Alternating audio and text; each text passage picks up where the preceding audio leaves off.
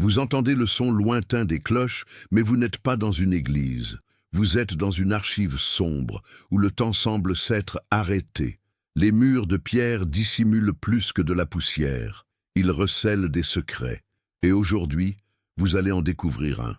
Car dans les sous-sols du Vatican, derrière des étagères scellées et des parchemins interdits, existe un manuscrit, un document oublié, rejeté, effacé de l'histoire officielle. Dans ce dernier, le pape Léon XIV décrit une vision, une prophétie brûlante impliquant deux peuples en tension constante, l'Iran et Israël. Mais comment ce nom, Léon XIV, peut-il vous sembler si étrange, s'il est le pape le plus redouté des dernières époques? La réponse est simple, le monde n'a jamais été prêt pour lui. Léon XIV n'était pas un pape ordinaire. Son regard transperçait les foules. Son silence blessait davantage que des mots. Et sa foi, contrairement à ceux qui l'entouraient, n'était pas soumise à la politique mais à l'esprit. C'est le 29 septembre 2029, jour que peu associent à la fête des archanges, qu'il claqua les portes de la bibliothèque apostolique et écrivit de sa propre main la lettre de la rosée noire. Le nom n'était pas innocent. Il affirmait que la rosée tomberait noire là où le feu céleste toucherait la terre. Le contenu de cette lettre resta caché jusqu'en 2044, lorsqu'un moine éthiopien exilé en divulgua des extraits à un obscur journal français. La majorité crut à une théorie conspirationniste. Mais la prophétie se mit à frapper à la porte. Dans ce texte, Léon XIV évoquait une insurrection de lune contre l'étoile, un temps où l'Iran, la terre du croissant, s'unirait à des forces invisibles pour attaquer Jérusalem, non seulement militairement, mais spirituellement. Il prévoyait que l'assaut ne viendrait pas seulement par des missiles, mais par une récit destinée à briser l'identité d'Israël de l'intérieur. La guerre ne se fera ni avec épée, ni avec chars, mais par la réécriture du passé sacré. Les archives seront violées, les anciens rouleaux remis en question, et le peuple élu sera contraint de choisir entre tradition et paix. C'est cette partie qui terrifia les cardinaux de l'époque, non pas seulement à cause de la prédiction d'un conflit, mais parce qu'elle suggérait que le Vatican lui-même pourrait être complice, en permettant que des documents millénaires soient réinterprétés, ôtant à Israël le droit sur son origine prophétique. Léon XIV pleura en traçant les dernières lignes. Des témoins disent que son visage semblait celui d'un homme ayant vu la fin des temps, mais avec des yeux pleins d'espérance, car il parlait aussi d'une résistance, d'un groupe, d'une flamme. Il y aura un reste. Un petit peuple, ils seront persécutés de tous côtés, mais garderont les sceaux, et quand le ciel saignera sur le mont des Oliviers, leur voix sera entendue, et l'agneau répondra. Ressentez-vous la tension qui se lie entre les lignes? Cette prophétie ne traite pas seulement de guerre lointaine, elle évoque la manipulation, la foi kidnappée, la vérité sur le point d'être ensevelie par des récits officiels. Et elle parle peut-être de vous. Car si cette lettre est arrivée jusqu'ici, peut-être faites-vous partie du reste. Vous tenez la lettre de la rosée noire entre vos mains tremblantes, non pas à cause de l'ancienneté du document, mais à cause du poids invisible qu'il transporte. Les mots du pape Léon XIV n'ont pas seulement été écrits, ils ont été pleurés, comme s'il avait arraché les entrailles de l'histoire avant que le temps ne les mutile. Et soudain, vous réalisez, il savait qu'il serait réduit au silence. Juste après avoir rédigé la lettre, Léon XIV disparut des registres publics pendant 7 jours. Officiellement, il se serait retiré pour une retraite spirituelle à Castel Gandolfo. Mais des documents internes, révélés des décennies plus tard par un cardinal mourant, racontent une autre histoire. Le pape aurait été conduit dans les souterrains contre sa volonté. Pourquoi ? Parce que ces visions menaçaient l'alliance fragile entre le Vatican et les maîtres du nouvel ordre géopolitique. Le XXIe siècle avait transformé les autels en tribunes, et le silence complice des saints avait été remplacé par le discours convenable des diplomates de la foi. La prophétie sur l'Iran et Israël était un problème. Pire encore, une accusation. Dans un passage biffé, restauré ensuite par technologie infrarouge, Léon XIV écrit « Lorsque le lion et l'agneau seront échangés dans les vitraux du temple et que la cité sainte négociera ses murailles pour des traités de paix, les fils d'Ismaël se lèveront vêtus d'or, et leurs paroles paraîtront justes, mais elles seront pleines de poison. Ici, le pape semble prévoir non seulement un conflit armé, mais une inversion morale et spirituelle. L'Iran, représentant les fils d'Ismaël selon la tradition, ne serait pas l'ennemi évident. Au contraire, il apparaîtrait comme un défenseur de la justice, de la réconciliation, voire de la paix.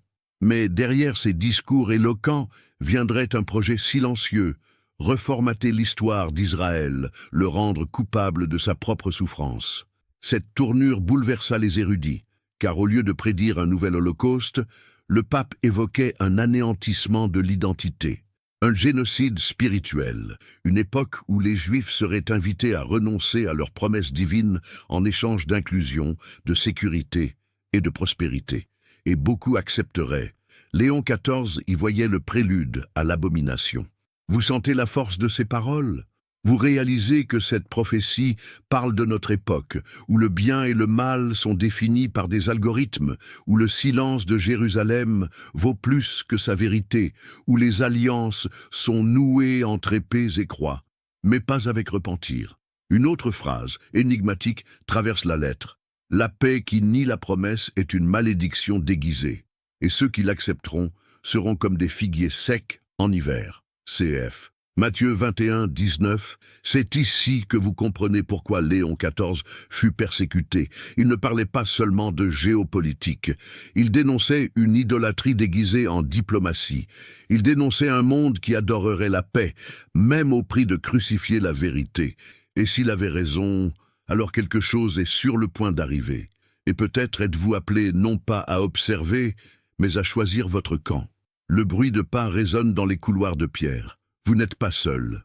Quelque chose ou quelqu'un veut aussi que cette prophétie soit révélée ou détruite. Vous cachez rapidement le manuscrit sous votre manteau, tandis que les bougies vacillent, comme si elles avaient entendu le nom interdit, Léon XIV. Mais qu'est-ce qui rend cette prophétie si dangereuse ? La réponse se trouve dans un symbole presque invisible, dissimulé dans le coin inférieur de la lettre.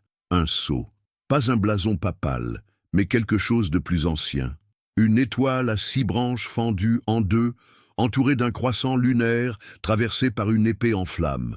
Aucun cardinal n'a su l'interpréter, mais un rabbin de Jérusalem, consulté secrètement par un clerc dissident, fit un rapprochement glaçant. Ce sceau représente la fin de l'alliance. Quand le symbole d'Israël sera brisé, quand le croissant dominera le temple, quand l'épée touchera le Saint des Saints, alors le Messie viendra, mais avant lui, viendra le faux. Ce que Léon XIV a vu n'était pas simplement un conflit politique entre l'Iran et Israël. Il a entrevu la préparation de l'émergence de l'Antéchrist. Il écrit « Celui qui unira l'Orient et l'Occident, promettant la paix entre la lune et l'étoile de David, portera des vêtements blancs, mais sa langue sera fourchue. Il scellera des alliances au nom d'Abraham, mais rejettera le Fils. Et les rois le suivront. » Ce n'est pas un hasard si, ces dernières années, les dirigeants mondiaux ont employé exactement ce langage. Unité abrahamique, alliance entre les 3 fois, réconciliation historique entre les descendants d'Ismaël et d'Isaac. Est-ce une bonne chose ou un piège qui a l'apparence de la lumière? Un nœud se forme dans votre ventre à l'idée que l'apôtre Paul avait déjà prévenu. Quand les hommes diront paix et sécurité, alors une ruine soudaine fondra sur eux. 1 Thessaloniciens 5, 3. Léon XIV a vu cette proclamation venir non des Nations Unies, mais de l'autel lui-même. Il accuse un futur pape, non nommé, d'être complice du faux Messie. Un pontife charismatique, novateur, qui publierait une encyclique appelant tous les peuples à une nouvelle foi globale, unifiée, tolérante, mais sans l'agneau, le pape de la fin. Dans ce contexte, l'Iran et Israël ne sont plus de simples nations. Ils deviennent des archétypes, l'un représentant le passé blessé, l'autre l'avenir trahi. Et entre eux, un trône vide, prêt à être occupé. Vous commencez à comprendre que cette prophétie perdue n'est pas une simple prédiction, c'est une dénonciation. Et en même temps, une invitation. Parmi les pages cachées de la lettre de la rosée noire, un appendice manuscrit apparaît. rédigé à l'encre rouge, non par choix stylistique, mais par urgence. C'est là que Léon XIV trace, d'une main tremblante, la carte d'un complot spirituel impliquant 3 centres, Téhéran, Jérusalem et Rome. Oui, Rome, car selon le pape prophète, ce qui se trame entre l'Iran et Israël ne sera pas simplement toléré par le Vatican, il sera facilité. La trahison vient de l'intérieur. Le document décrit une série d'accords invisibles, signés entre ambassades, universités et représentants interreligieux, un réseau de diplomates et de théologiens travaillant silencieusement à la création d'un nouveau paradigme spirituel mondial, la religion humaniste globale. Son objectif ? Éliminer tout ce qui divise, y compris l'idée d'un peuple élu. Léon XIV consigne cela en larmes. Israël sera poussé à dissoudre sa promesse. L'Iran sera exalté comme exemple de réconciliation. Et Rome, Rome, baisera les pieds du serpent pour maintenir son trône debout. C'est difficile à accepter. Vous voulez croire que tout cela est exagéré. Mais vous vous souvenez alors du sommet interreligieux de Vienne, en 2033, où un cardinal renommé retira discrètement le nom de Jésus de son discours, au nom de l'inclusion universelle, ou de la foi, ou des manuscrits de la mer morte, réinterprétés par une université iranienne, furent présentés dans une conférence internationale, sans relecture biblique, suggérant que les patriarches hébreux étaient de simples figures mythologiques partagées par diverses cultures. Ce qui autrefois était hérésie est maintenant diplomatie. La lettre poursuit: ce qui n'a pas été conquis par les croisades sera livré par des signatures. Et lorsque la vérité sera protocolée, scellée et purgée, ceux qui crieront sur les places publiques seront traités de radicaux. Mais le ciel les entendra encore. Cette phrase est lourde de sens. Elle suggère que, même face à la corruption spirituelle, il y aura des voix, il y aura une résistance, il y aura du feu, mais aussi un prix élevé, car ceux qui dénonceront cette alliance profane seront persécutés, réduits au silence, ou pire, étiquetés comme extrémistes religieux. Vous comprenez maintenant? Cette prophétie n'est pas un avertissement théorique, c'est un champ de bataille spirituel. L'Iran et Israël sont la scène visible, Rome est la coulisse. Et vous, peut-être êtes-vous appelé à être une sentinelle. Car si tout ce que Léon XIV a écrit est en train de se réaliser, alors le temps du silence est révolu. Vous fermez les yeux un instant, mais les mots de Léon XIV restent gravés en vous, comme du feu. Le pape solitaire, le prophète oublié, l'homme qui osa écrire contre la propre machine de la foi institutionnelle. Le chapitre rouge de la prophétie commence maintenant. Dans une enveloppe dissimulée derrière la dernière page de la lettre de la rosée noire, se trouvait un autre manuscrit, plus court, une missive personnelle destinée à quelqu'un que Léon XIV appelle le gardien des clés brisées. Aucun nom, aucune date, seulement des symboles. Et un message qui change tout. L'attaque finale ne sera pas dirigée contre les corps, mais contre la mémoire. L'histoire sera reprogrammée, le temple sera reconstruit, mais sans autel, et la nouvelle Jérusalem sera présentée au monde sans le nom de Yahshua. Vous inspirez profondément. Ce que Léon XIV semble anticiper, c'est une substitution spirituelle. Un temple sans sacrifice, une foi sans croix, un Messie sans agneau. Il parle d'un avenir où Israël sera pressé d'accepter un accord de reconstruction du temple, sponsorisé par une coalition internationale dirigée par des forces iraniennes, dites réformistes, avec le soutien de la hiérarchie œcuménique du Vatican. Paix en échange du sacrifice. Mais l'autel, selon la lettre, serait symbolique. Aucun sang, aucune mémoire de l'Exode, aucune mention du péché. Seulement des rituels universels, destinés à l'unité interreligieuse, fêtes fusionnées, offrandes communes, et une nouvelle Torah, réécrite par un comité mondial. Léon XIV refuse d'appeler cela « foi ». Il emploie un autre terme, l'abomination blanche.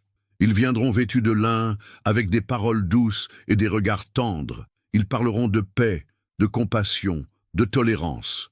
Mais ils nieront l'agneau. Et en faisant cela, ils crucifieront le nom une seconde fois non avec des clous, mais avec des applaudissements. C'est ici que le pape fait sa confession la plus intime. Il raconte un rêve récurrent, un cauchemar. Il marche dans une Jérusalem futuriste, illuminée par des écrans et des drones. Le temple resplendit, mais le ciel est noir. En s'approchant, il voit une foule danser, rire, chanter. Mais au centre de l'autel, il y a un trône vide, un espace réservé. Et il entend une voix lui chuchoter « L'image viendra, et elle sera faite de lumière ».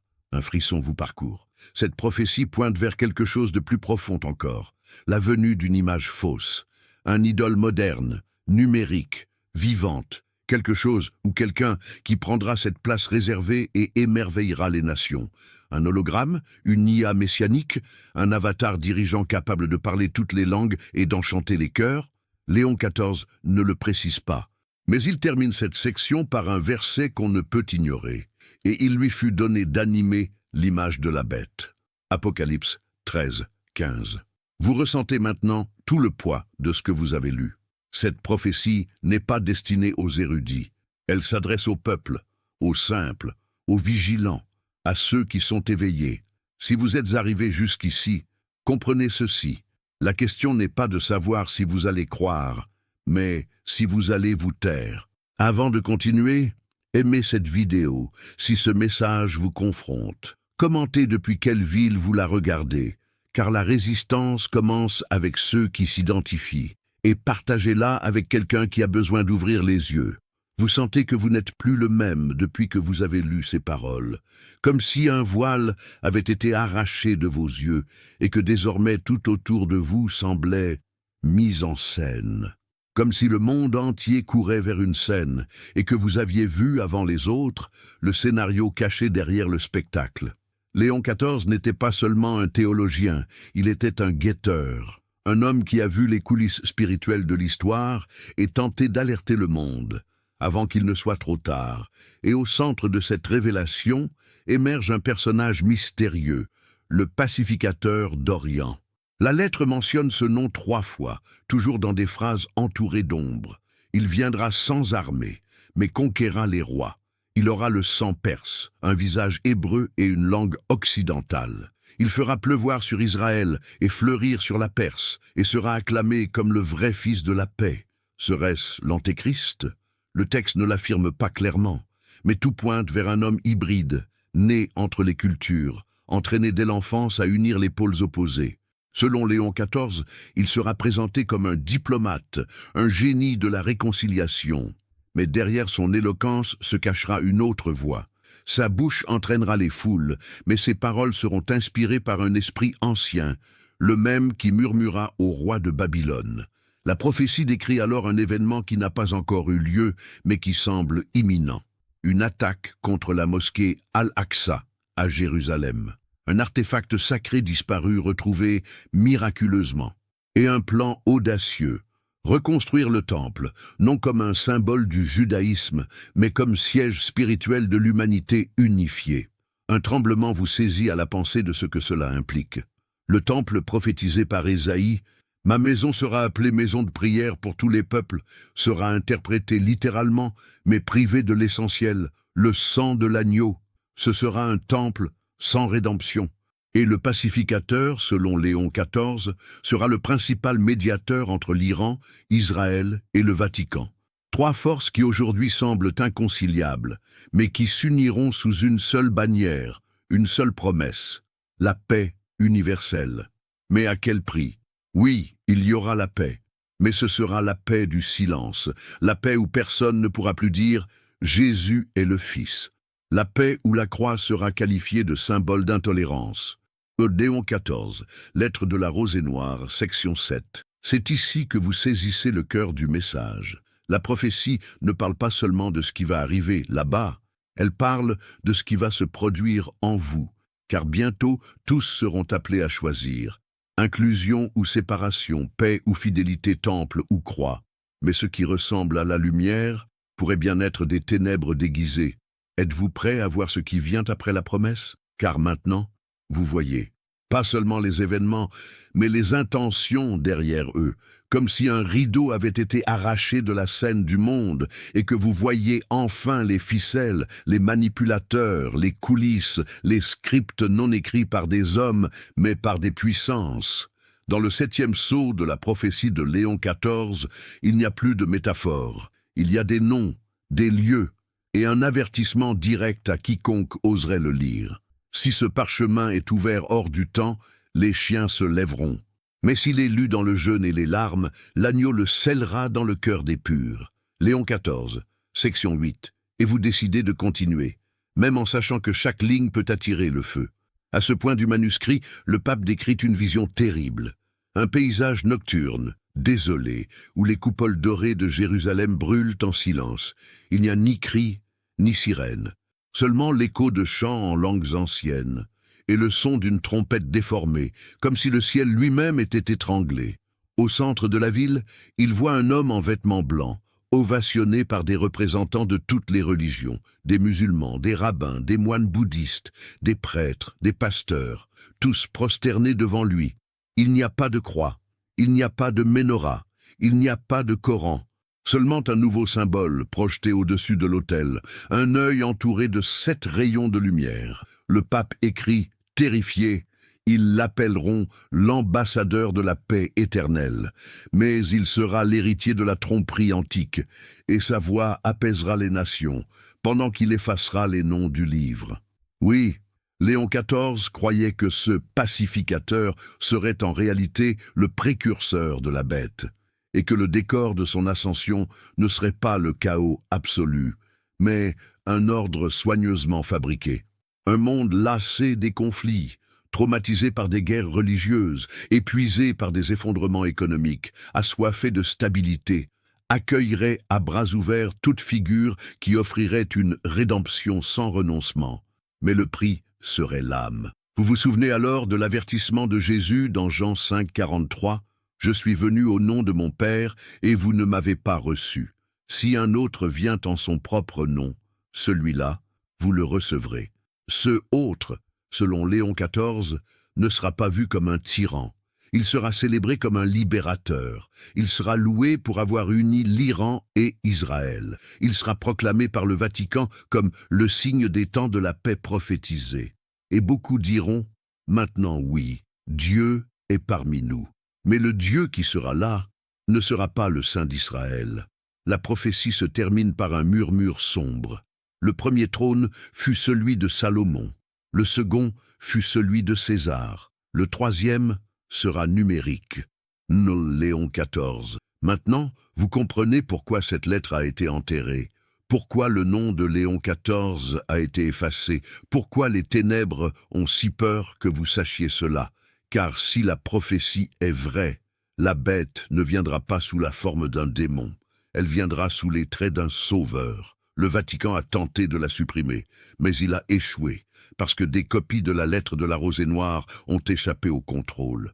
Et l'une d'elles a fini dans un monastère secret près de Haïfa, où des moines messianiques ont gardé le texte caché pendant 40 ans. En 2071, un archéologue chrétien découvrit cet exemplaire, enfermé dans une fausse cloison, lors de la restauration du cloître abandonné. Aucune trace d'humidité, ni de moisissure, ni de dégradation. C'était comme si le temps avait préservé le papier, pour une raison. Et cette version contenait des passages inédits, absents des éditions antérieures. Une version élargie, plus détaillée et encore plus alarmante. L'un des extraits disait « La paix sera conclue à la 9e heure d'un cycle solaire. Israël et l'Iran partageront le temple. Rome officialisera. » L'interprétation est claire. Le temple de Jérusalem sera reconstruit. Mais il ne sera ni juif ni musulman. Il sera partagé. Chaque partie aura son autel, ses fêtes, ses doctrines.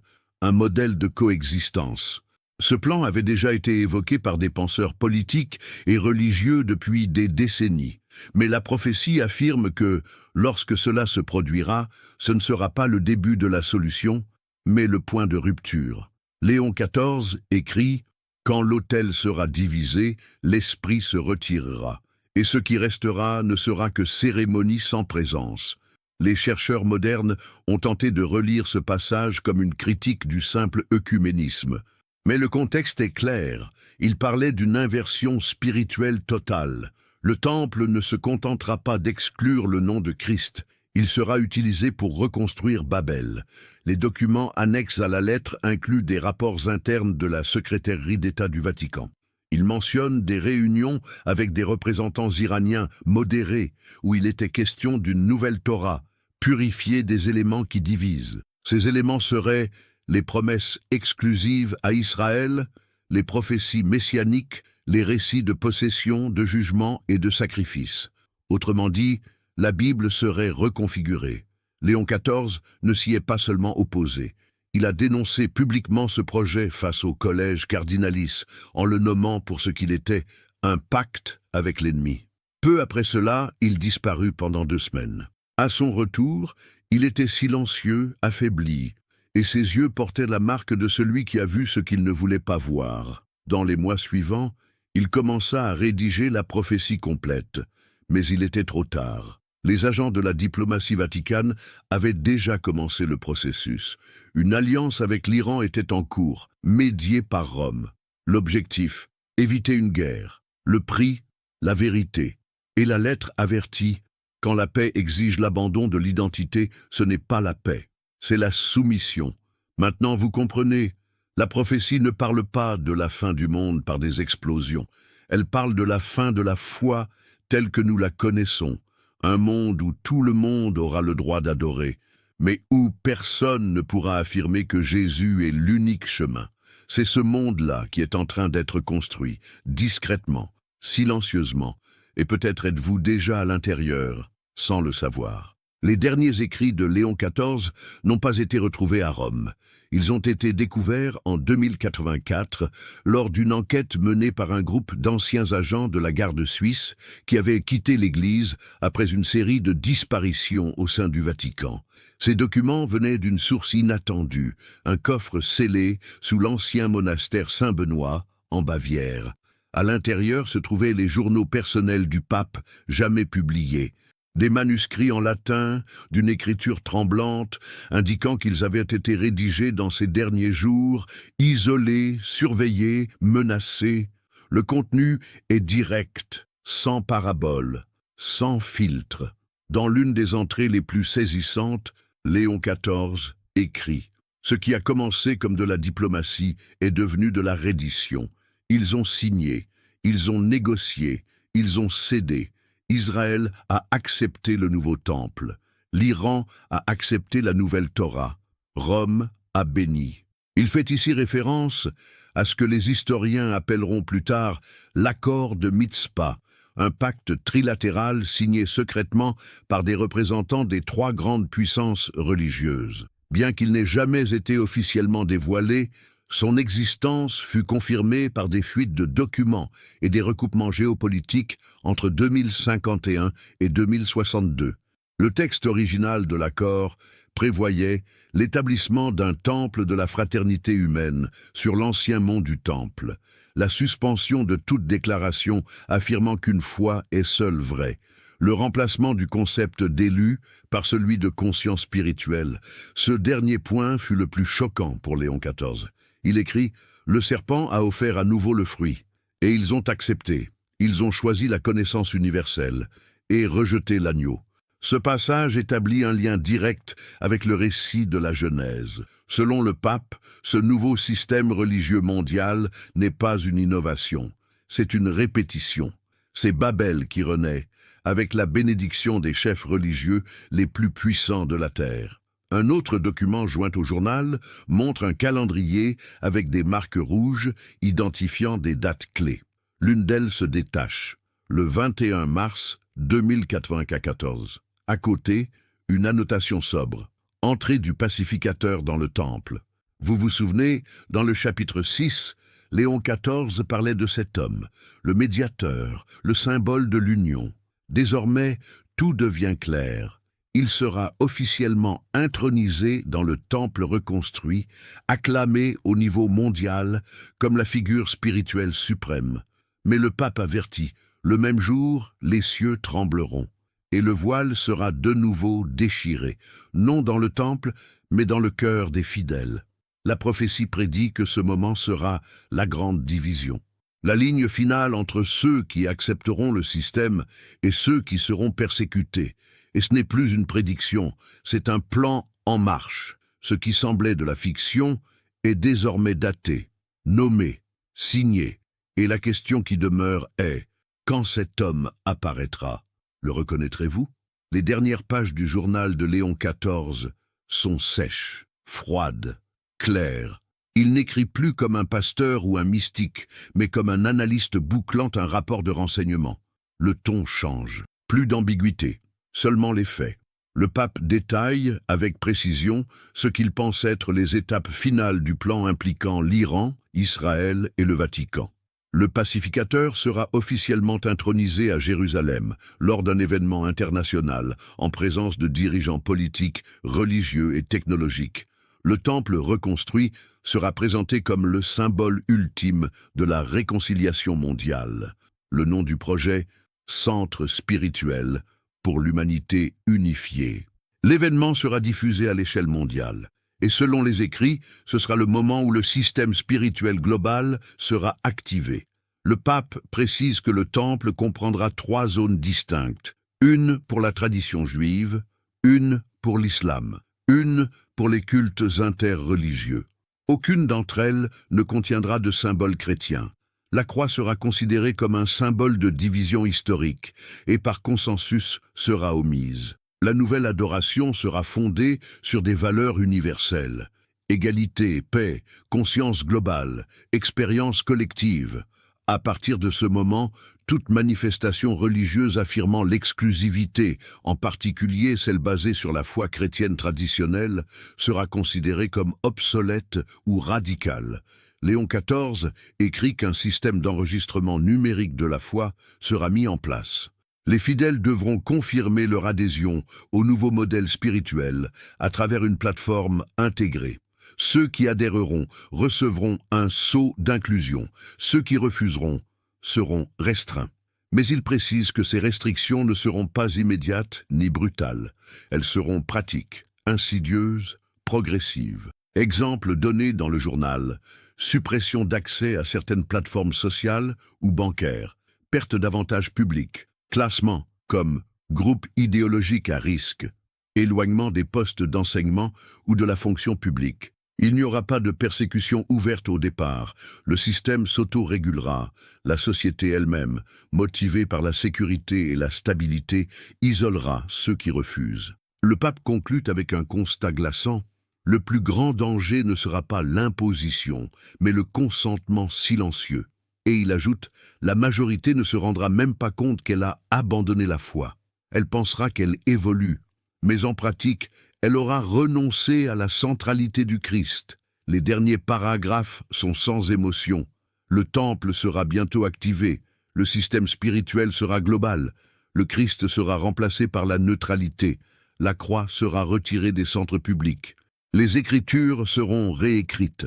Et il termine d'une phrase sèche, définitive. Ceux qui n'accepteront pas seront exclus, non par la force, mais par le système. C'est la dernière entrée du document. Après cela, il n'y a plus aucun enregistrement officiel de Léon XIV. Si vous êtes arrivé jusqu'ici, vous savez ce qui est en train d'être planifié. Vous sentez que le monde autour de vous n'est plus ce qu'il prétend.